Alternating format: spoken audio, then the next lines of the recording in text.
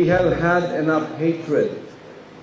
We have had enough bitterness and disunity. Sa kabila ng mga isyong kanyang kinasangkutan, ang ilan sa mga miyembro ng KOJC nananatili ang pananalig at pagsuporta kay Kibuloy.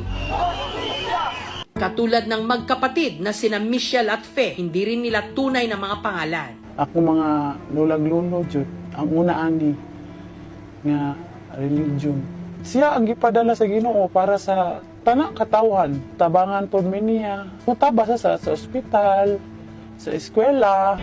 Sa katunayan, ang bunsong si Fe naging scholar ni Pastor Kibuloy. Secondary education akong gikuha sa eskwelahan ni Pastor.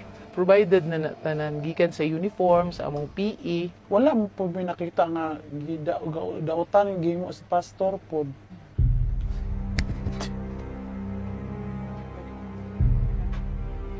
Wala magiging mo si pastor sila. Pero ilang ganyan ana ba?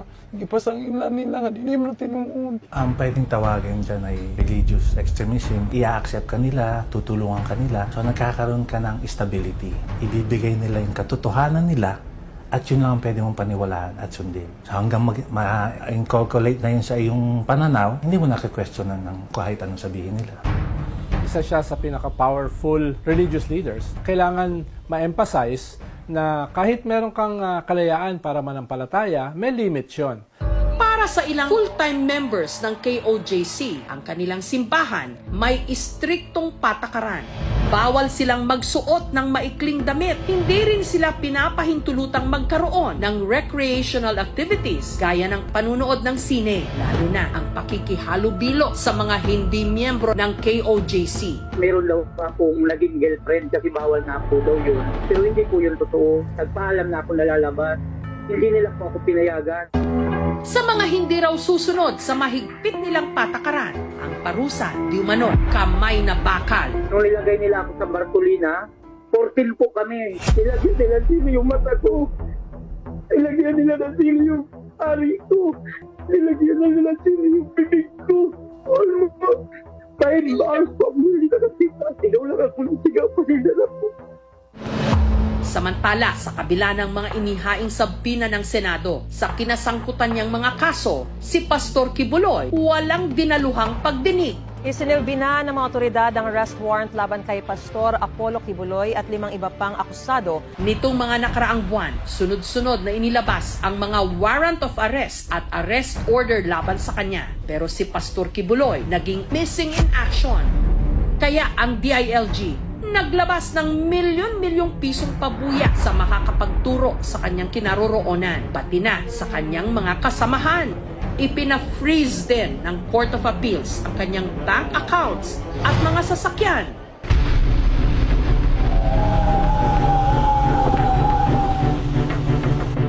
Sa paghalughog sa KOJC compound,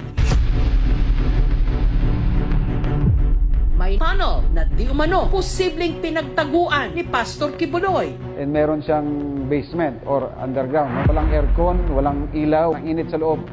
Kuya, maghahalang please. Any message, sir, to your followers? Tatag lang.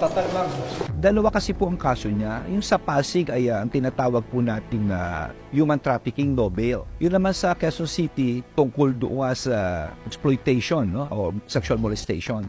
Yung isa po sa Quezon City ay no bail. Napakalaking bagay nito para sa mga victim survivors. Dahil utang natin sa lakas ng loob nila na sabihin yung totoong nangyari sa kanila. Palapit na yung araw na makakuha ng hustisya o kahit kapirasong hustisya yung mga victim survivors. Umaanin na din siya ng consequence sa kanyang ginagawa. Nag-prevail talaga yung justice ni God.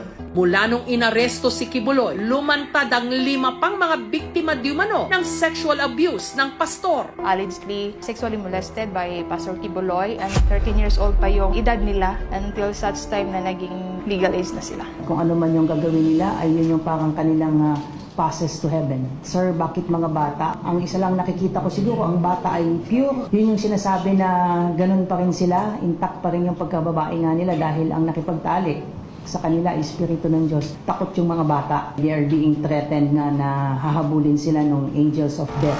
Sa ngayon, 50 hinihinalang biktima pa ang pinaplanong i-rescue ng mga otoridad. Nung nakahiga na ako, kung may babawasan si Kibuloy, tapos sinimulan niyang halikan ng leeg ko, nanigas na ako ng husto.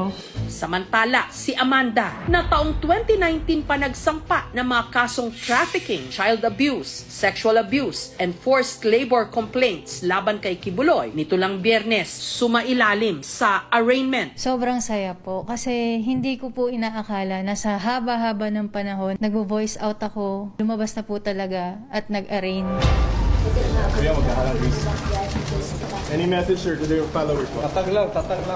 Si Kibuloy nag-plead na ng not guilty sa patong-patong na mga kaso laban sa kanya.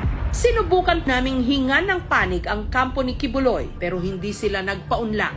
Pero naglabas sila ng official statement. You cannot be forced or allow yourself to be forced to do anything against your own will, no matter what. Samantala, ang tanong ngayon sa pag-aresto kay Kibuloy, sino ang tatanggap ng pabuya na 10 milyong piso? Sa civilian informant, sila po yung makakatanggap ng reward. Pero dumadaan po yan sa masusing proseso, sa national headquarters. Wala pong participation yung police to. Sa pagkakadakip ng isa sa most wanted ng FBI, umaasa ang kanya di umanong mga biktima na hindi na matakasan pa ng nagpakilalang anak ng Diyos. Being the appointed Son of God, ang batas dito sa lupa.